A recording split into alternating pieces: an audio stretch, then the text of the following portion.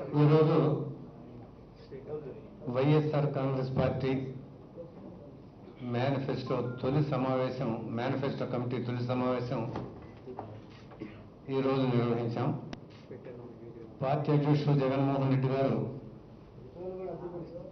31 మంది సభ్యులతో కూడినటువంటి మేనిఫెస్టో కమిటీని ఏర్పాటు చేశారు. ఈ మేనిఫెస్టో కమిటీ తొలి సమావేశంలో మేము ప్రత్యేకంగా తీసుకునే గైడ్ లైన్స్ ఏంటంటే, జగన్మోహన్ రెడ్డి గారు 2017లో సెప్టెంబర్ 6వ తారీఖున మొదలుపెట్టినటువంటి ప్రజా సంకల్ప పాదయాత్ర 14 నెలల పాటు 13 జిల్లాల్లో కూడా జరిగింది. ఈ 13 జిల్లాల్లో ఆయన అనేక వర్గాల ప్రజలతోటి, అనేక ప్రాంతాల భౌగోళిక పరిస్థితులతోటి వీటన్నిటిని ప్రత్యక్షంగా చూసి వారందరితో సంప్రదించి వారి సమావేశాల్లో ఆయన ఆ పరిస్థితులకు అనుకూలంగా పరిస్థితులను బట్టి అనేక వాగ్దానాలు చేశాడు. మాకు ఎన్నికల మేనిఫెస్టోలో ఆయన చేసిన ఏ ఒక్క వాగ్దానం కూడా అది విడిచిపెట్టకుండా, వాటిని విస్మరించకుండా ప్రతి వాగ్దానం కూడా మేనిఫెస్టోలో ఉండే విధంగా మేము రూపకల్పన చేస్తా ఉన్నాం. అదే సమయంలో గతంలో వైఎస్ రాజశేఖర రెడ్డి గారి పరిపాలనలో ఆయన అందజేసినటువంటి ప్రజా సంక్షేమ కార్యక్రమాలు కానీ, రాష్ట్ర అభివృద్ధి కార్యక్రమాలు కానీ, నీటి వనరుల అభివృద్ధి కానీ, యువతకు ఉద్యోగాలు కానీ, వ్యవసాయానికి ప్రోత్సాహం కానీ, ఇవన్నీ ఇచ్చినటువంటి మహిళలకి ఆయన ఇచ్చినటువంటి ఆదరణ, వీటన్నిటిని కూడా వాటి స్పిరిట్ తీసుకొని వాటిని పెట్టుకొని మేము దీనికి మరి తయారు చేయడానికి ఉపక్రమించాం. మూడోది, ఈ మొత్తంలో జగన్మోహన్ రెడ్డి గారు పార్టీ అధ్యక్షుడు చేసినటువంటి పాదయాత్ర వాగ్దానాలే కాక ఆయన దృష్టికి వచ్చినటువంటి అంశాలన్నింటినీ దృష్టిలో పెట్టుకొని, ప్రజల ఆకాంక్షలను దృష్టిలో పెట్టుకొని, వాళ్ళు అడిగినటువంటి అనేక సమస్యలను దృష్టిలో పెట్టుకొని ఒక నవరత్నాలు అనేటటువంటి ఒక డాక్యుమెంట్ని తయారు చేసుకున్నారు.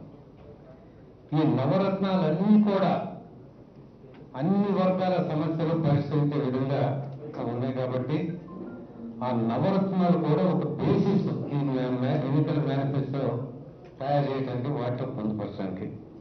కాబట్టి నవరత్నాల్లో వచ్చినటువంటి అంశాలు కానీ, మన పాదయాత్రలో ఆయన దృష్టికి వచ్చినటువంటి అంశాలు, వాటి మీద చేసిన వాగ్దానాలు, ఇది గతంలో రాజశేఖర రెడ్డి గారి పరిపాలనలో ఉన్నటువంటి స్పిరిట్, వీటన్నిటిని తీసుకొని మేము ఎన్నికల మేనిఫెస్టో తయారు చేయడానికి ఉపక్రమించాం. మేము తొలి సమావేశం కాబట్టి హాజరైన సభ్యులందరి అభిప్రాయాలు తీసుకున్నాం. ఏ అంశాలకు ప్రాధాన్యత ఇస్తే బాగుంటుంది, ఏ అంశాలు మనం దీనిలో పొందుపరచాలి, దీనిలో మేనిఫెస్టో కూడా క్లుప్తంగా ఉండాలి, ఇచ్చినటువంటి మేనిఫెస్టో ఇచ్చిన ఏ ఒక్క అంశం కూడా పూర్తి కాకుండా ఉండేదానికి వీల్లేదని పదే పదే మా పార్టీ అధ్యక్షుడు జగన్మోహన్ రెడ్డి గారు చెప్తా ఉన్నారు. మనం చేసిన ఒక్క వాగ్దానం కూడా విస్మరించకూడదు, 100% అన్ని వాగ్దానాలు మనం నెరవేర్చే విధంగా ఉండాలి, ఇవి చెప్తా ఉంటే వాటన్నిటిని దృష్టి పెట్టుకొని మనం చేస్తా ఉన్నాం. ఇట్లానే మాకు డిఫరెంట్ సెల్స్ ఉన్నాయి మొత్తం రాష్ట్ర వ్యాప్తంగా. ఆ సెల్స్ అన్నిటిని కూడా వాటిని కూడా 3వ తారీఖు నాడు మేము వాళ్ళ జిల్లాల్లో కూర్చొని, జిల్లాలో ఉన్నటువంటి ఇప్పుడు ప్రతి జిల్లాలో ఈ మేనిఫెస్టో కమిటీలో ఉన్నటువంటి మెంబర్స్ ఉన్నారు, 2-3 చొప్పున అక్కడ ఉన్నారు.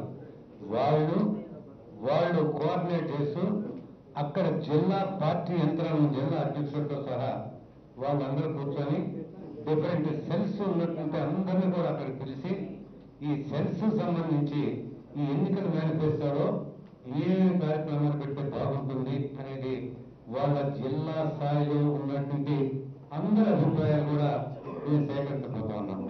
అభిప్రాయాలు వాళ్ళ దగ్గర సేకరించిన తర్వాత తిరిగి ఇక్కడికి జిల్లా సమావేశంలో తీసుకున్న నిర్ణయాలు ఈ రాష్ట్ర పార్టీ కార్యాలయానికి ఒక కూడా పంపించమని అడుగుతా ఉన్నాం.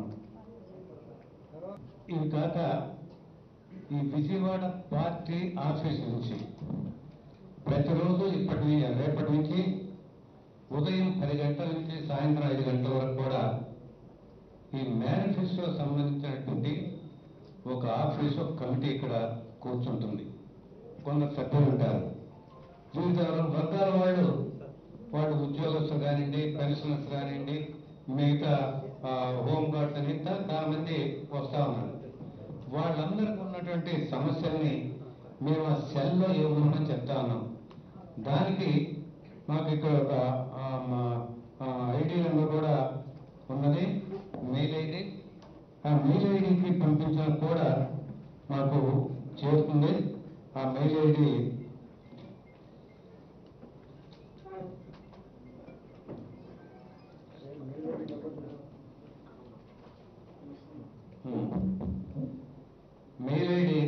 వివిధ ప్రాంతాల నుంచి ఇక్కడ సమాచారం పంపించాలని అంటే mail ID Krishna YSRCP office కంటిన్యూస్గా కృష్ణ వైఎస్ఆర్సిపి ఆఫీస్ @gmail.com ఈ మెయిల్ అడ్రస్ కనుక పంపిస్తే మాకు ఇక్కడికి అందుతాయి. వాటిలో ఉన్న అంశాలను కూడా పరిశీలించి ఎన్నికల మేనిఫెస్టోలో ఏమేమి చేయాలనేది కూడా ఇవి కొన్ని చేయబోతున్నాం. ఇవి కాక కొన్ని రోజులు మేము మళ్ళీ అనౌన్స్ చేస్తాం. కొంతమంది బాగా రిటైర్డ్ ఆఫీసర్స్, రిటైర్డ్ వాళ్ళ అసోసియేషన్స్ వాళ్ళు ఉన్నాయి. ఇప్పుడు ఈ విధంగా ఇక్కడ జిల్లా పార్టీలో విజయవాడ జిల్లా పార్టీ కార్యాలయంలో ఒక సెల్ ఎప్పుడు పనిచేస్తూ ఉంటుంది. దానిలో మా నాయకులు కూడా కొందరు కూర్చుంటారు. ఉదయం 10 గంటల నుంచి సాయంత్రం 5 గంటల వరకు ఉండేటువంటి కార్యక్రమం ఈ ఆఫీసులో ఎవరైనా ఎప్పుడైనా వచ్చి వాళ్ళ సమస్యలు ఎన్నికల మేనిఫెస్టోలో ఫలాని పెడితే బాగుంటుంది, ప్రభుత్వం వచ్చిన తర్వాత ఈ సమస్యలు మీరు తీర్చాలి అనేటువంటి దీంతో వాళ్ళు ఏ రిప్రజెంటేషన్ ఇచ్చినా కూడా ఆ రిప్రజెంటేషన్ అన్ని తీసుకోవడం జరుగుతుంది.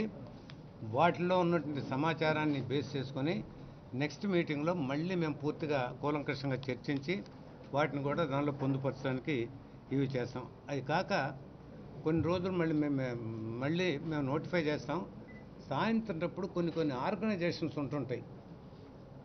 రిటైర్డ్ ఎంప్లాయీస్ అను లేకుంటే ఎంప్లాయీస్ వీళ్ళకైనా వాళ్ళ ఆర్గనైజేషన్స్ వాళ్ళు ఎవరు వచ్చినా కూడా వాళ్ళతో కూర్చొని వాళ్ళతో చర్చించి ఏ చేస్తే బాగుంటుందనేది వాళ్ళు చర్చించి వాళ్ళ సమస్యలన్నిటిని కూడా మేము తీర్చడానికి కూడా ఇది ఉన్నాం. ఇవి కాక మాకు ఇప్పుడు అగ్రిగోల్డ్ ఇటువంటి కొన్ని ఇబ్బందులు ఇవి ఉన్నాయి, చాలా ప్రధానమైనటువంటి. వాళ్ళ దగ్గర కూడా మా దగ్గర కొంత సమాచారం ఉన్నప్పటికీ కూడా వాళ్ళ దగ్గర కూడా ఎక్కడెక్కడైతే ఇటువంటి సమస్యలు ఉన్నాయో, మాకైతే నిన్న మేము వస్తూ ఉంటే ఈ రాజధాని భూములు వాళ్ళ సమస్యలు నిన్న చాలా ఆందోళనకరంగా ఇవి చేశారు. మేము వీటన్నిటిని కూడా సేకరిస్తాం. ఒకరోజు కాదు, రోజు వరుసను కూర్చుంటాం. వాటన్నిటిని కూడా సేకరించి ఆ సమస్యలకు పరిష్కారం వచ్చే విధంగా ఎన్నికల మేనిఫెస్టోలో కూడా వాటికి ప్రాధాన్యత ఇస్తూ వాటన్నిటిని కూడా పెట్టడం జరుగుతుంది. మాకు ఎట్టి పరిస్థితుల్లో అమరావతిలో ఉన్నటువంటి క్యాపిటల్ ఇక్కడే ఉంటుంది. దానిలో లేనిపోయినటువంటి ప్రచారాలు పెట్టి వీళ్ళు రాజకీయ లబ్ధి పొందాలని కొందరు చూస్తున్నారు. ఆంధ్రప్రదేశ్కి అమరావతి హెడ్ క్వార్టర్స్, రాజధాని, దట్ విల్ కంటిన్యూ, ఇక్కడే ఉంటుంది. దీన్నే ఒక మంచి సిటీ స్థాయికి దీన్ని తీసుకురావడం జరుగుతుంది. అన్ని వస్తువులు ఇక్కడ ఉండేలాగానే ఉంటాయి. దాన్ని కూడా మేము ఎన్నికల మేనిఫెస్టోలో తప్పకుండా పొందుపరుస్తాం. ఇవి కాక మేము పొందుపరచబోయేది ఎన్నికల రాష్ట్ర విభజన సమయంలో మన కేంద్రం కొన్ని హామీలు ఇచ్చారు. ఆ హామీల్లో ప్రత్యేకంగా ఈ రాష్ట్రానికి ప్రత్యేక హోదా ఇస్తాము అని చెప్పారు. ప్రత్యేక హోదా కోసం మిగతా పార్టీలు చేసినా చేయకపోయినా జగన్మోహన్ రెడ్డి గారి నాయకత్వం కింద వైఎస్ఆర్ కాంగ్రెస్ పార్టీ ఇవి చాలా కాలం, గత 4.5 సంవత్సరాల పైగా ఈ ఆందోళన చేస్తూనే ఉంది. మా ఎంపీలు అయితే అక్కడ పార్లమెంట్లో రాజీనామాలు చేసి ఆమర నిరాహార దీక్ష కూడా కూర్చోవడం జరిగింది. ఇంత ప్రాధాన్యత ఉన్నటువంటి వీటికి ఈ ఎన్నికల ఈ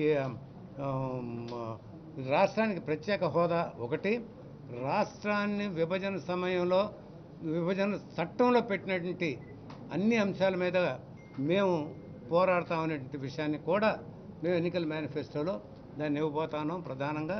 దాని తర్వాత చాలా సమస్యలు ఇవాళ చెప్పినటువంటి సమస్యల్లో ఇవంతా ఫైన్ ట్యూనింగ్ చేయాలి రేపు కూర్చొని. దీనికి సంబంధించినటువంటి కొంచెం నిష్ణాతులతోటి దీనికి సంబంధించినటువంటి వివిధ అంశాలకు సంబంధించిన అనే కొంతమంది పెద్దల్ని పిలిచి డిస్కస్ చేసి ఇదంతా కొంచెం కూలంకషంగా ఫైనల్ షేపు ఇవ్వబోతా ఉన్నాం. దానికి ముందుగా వ్యవసాయం, ఇరిగేషను, వాటికి సంబంధించినటువంటి పాడి పరిశ్రమ, వాటికి సంబంధించినటువంటి వీటన్నిటి మీద ఒక ప్రత్యేకమైనటువంటి ఒక టీమును పెడుతున్నాం. మా ఉన్నటువంటి మెంబర్స్లోనే ఒక సబ్ కమిటీ లాగా సబ్ టీమ్స్ని ఆర్గనైజ్ చేస్తున్నాం. వాటి మీద మా దగ్గర ఉన్నటువంటి సమాచారం ఇంకా కావాల్సిన చోట నుంచి సమాచారం తెచ్చుకొని వాటిని పొందుపరచబోతా ఉన్నాం. రెండోది మహిళలు, డ్వాక్రా మహిళల దగ్గర నుంచి వాళ్ళ అనేక సమస్యలు ఉన్నాయి. గతంలో వాళ్ళకి మరి చాలా బాగా పనిచేసేటటువంటి ఈ డ్వాక్రా ఉద్యమం ఈ రాష్ట్రంలో ఇటీవల ఈ గత 4.5 సంవత్సరాలుగా ఈ ప్రభుత్వం చేసిన నిర్వాహకం వల్ల చాలా చోట్ల ఈ డ్వాక్రా మహిళలు వాళ్ళ ఉద్యమం దెబ్బతింది. వాటిని ఏ విధంగా మనం రివైవ్ చేయాలి, ఎట్లా మహిళా సంక్షేమం, మహిళలకు ఇంకా ఉన్నటువంటి సమస్యలు ఏమిటి, వాటన్నిటిని గురించి కూడా మేము ఒక ప్రత్యేకమైనటువంటి కమిటీతో ఇచ్చేపోతున్నాం. తర్వాత సంక్షేమంలో మన ఎస్సీ, ఎస్టీ, బీసీ, మైనారిటీ వీళ్ళందరికీ సంబంధించిన విడివిడిగా వాళ్ళ సమస్యలు ఏంటి, వాళ్ళకి ఏమి చెయ్యాలి, ఏ విధంగా ఎన్నికల మేనిఫెస్టోలో పొందుపరచాలి అనే దాన్ని కూడా మేము చేయబోతా ఉన్నాం. తర్వాత దివ్యాంగులు, వాళ్ళలోనే దివ్యాంగులు కూడా వాటిని మేము పొందుపరచబోతా ఉన్నాం. ఇది కాక దీని తర్వాత విద్య, ఉపాధి, యువత వీళ్ళ సమస్యలు. విద్యకు సంబంధించి చాలా ఉన్నాయి. అది ఆ ప్రైమరీ ఎడ్యుకేషన్ దగ్గర నుంచి చాలామంది వాళ్ళ ఉదయం కూడా వచ్చారు. కాలేజ్ ఎడ్యుకేషన్లో చాలా ప్రాబ్లమ్స్ ఉన్నాయండి. ఇవన్నీ మేము మొత్తం తీసుకుంటున్నాం. వీటిల్లో విద్యకు సంబంధించి మేము తీసుకురావాల్సిన రిఫార్మ్స్ ఏమిటి, ఈ ప్రభుత్వం కొత్తగా నూతనంగా ఏర్పడిన ప్రభుత్వం తీసుకురావాల్సిన రిఫార్మ్స్ ఏమిటి, ఈ విద్య అనేది వాళ్ళకి ఎంత బాగా భవిష్యత్ తరాలకు ఉపయోగపడుతుంది. విద్యా ఎడ్యుకేషన్ ఇన్స్టిట్యూషన్స్లో చాలా ప్రాబ్లమ్స్ ఉన్నాయి. ప్రైవేట్ విద్య ఉంది, ప్రభుత్వ విద్య ఉంది. ప్రభుత్వ విద్యాలయాలను ఏ విధంగా బలోపేతం చేయాలి, ప్రైవేటు విద్యలో ఉన్నటువంటి అవకతవకలను ఏ విధంగా అరికట్టడానికి మేము చట్టపరమైనటువంటి చర్యలు తీసుకోవాలి, వాటికి ఒక విధి విధానాలని వాటిని చేయాలి. ఇదంతా వచ్చిన తర్వాత విద్యలో ఆ రోజు ఫీజు రియంబర్స్మెంట్ మన రాజశేఖర రెడ్డి గారు ప్రవేశపెట్టిన తర్వాత అనేక మంది లేని వాళ్ళు, చిన్న ఆర్థికంగా ఇబ్బందులు ఉన్న వాళ్ళు కూడా గ్రాడ్యుయేట్లు అయ్యారు. మేము నెక్స్ట్ తీసుకుంటుంది ఏంటంటే, ఎప్పుడైతే ఈ ఫీజు రియంబర్స్మెంటు వీటి వల్ల విద్య మీద అయితే ప్రభుత్వం ఎంత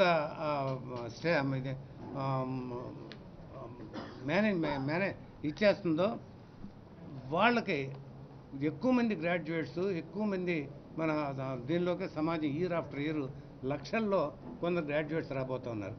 ఎప్పుడైతే ఈ గ్రాడ్యుయేట్స్ ఇంతమందిని మనం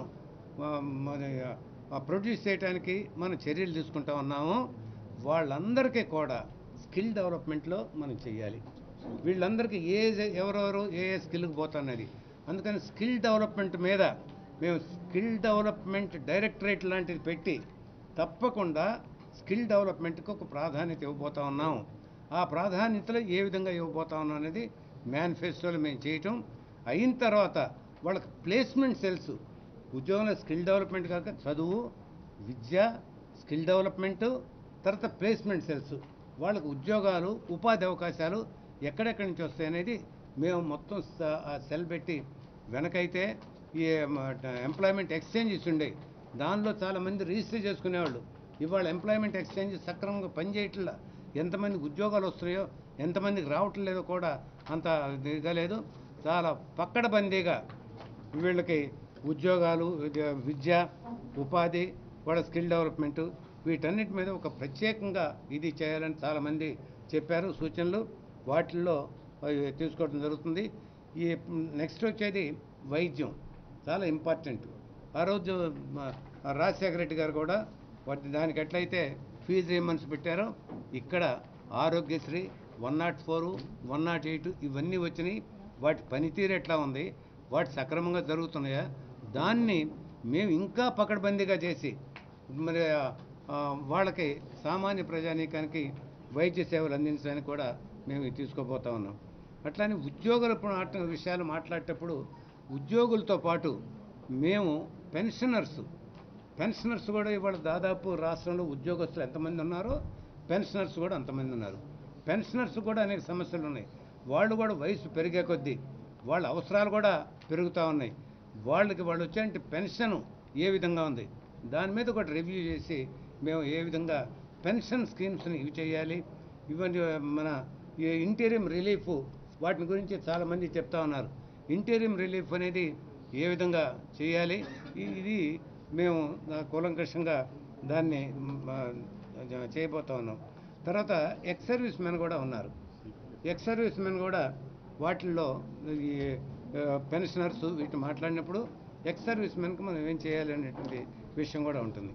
అన్నిటికంటే ప్రాధాన్యత హౌసింగ్లో జరుగుతున్న అవకతవకలు, హౌసింగ్లో సక్రమంగా ఎదురైపోవటం, ఏదో హౌసింగ్ అనేది కేవలం తన వాళ్ళకే కొందరికి ఇచ్చుకోవాలనేటువంటి విధానం కొనసాగుతూ ఉంది. ఈ హౌసింగ్లో పారదర్శకంగా పకడ్బందీగా ఏ విధంగా చేయాలి, హౌసింగ్ అనేది సక్రమంగా చేయాలి. రాబోయే రోజుల్లో రాష్ట్రంలో ఎక్కడ కూడా పూరిళ్ళు అనేది లేకుండా మనం చేయవలసిన అవసరం ఉంది. కాబట్టి అది అత్యవసరమైంది. కాబట్టి హౌసింగ్లో కూడా ఒక మంచి ఐటెం మేనిఫెస్టోలో తీసుకురాబోతా ఉన్నాం.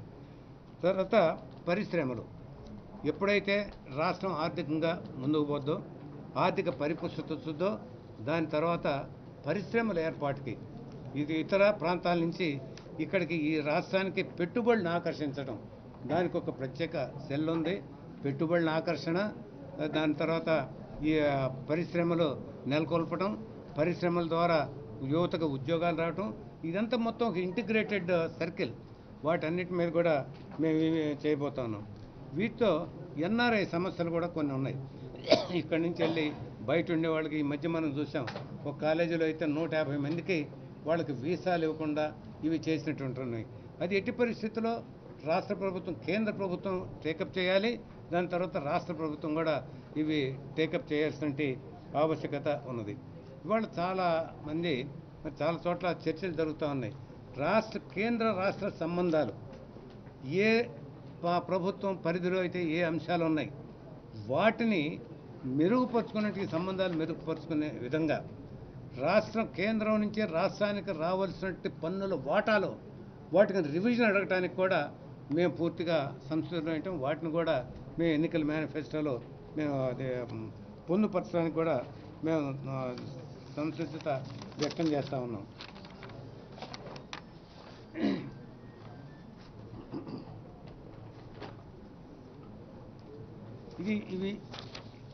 ఇవి కొన్ని మాత్రమే, ఇవి కాక ఇంకా ఉన్నాయి. మేము నెక్స్ట్ ప్రోగ్రాంలో మేము చేస్తాం. అయితే మా నాయకుడు చెప్పింది, జగన్మోహన్ రెడ్డి గారు చెప్పిన ముందు నుంచి చెప్తా ఉంది, ఒకటి మాత్రం దీనిలో ఎన్నికల మేనిఫెస్టోలో కూడా తప్పకుండా పెడతాం. ఎన్నికల మేనిఫెస్టోలో పొందుపరిచిన ప్రతి ఐటెం 100కి 100 పాళ్ళు మేము అమలు చేస్తామనే ఐటెం కూడా దానిలో పెడతాం. అంతేగాని గత ప్రభుత్వం ఏదో మసిబూసి మారేడుకాయ చేసినట్టు మాత్రం ఈ ప్రభుత్వం ఆలోచన అది లేదు, ఈ ప్రభుత్వ పరిధిలో అది లేదు.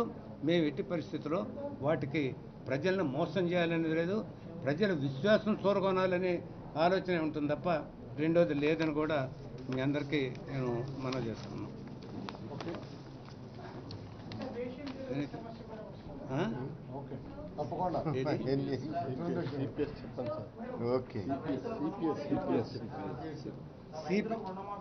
సిపిఎస్ సమస్య కూడా వస్తుంది. వ్యవసాయం అన్న తర్వాత రైతులకు సంబంధించినటువంటి 7-8 అంశాలు ఉన్నాయి.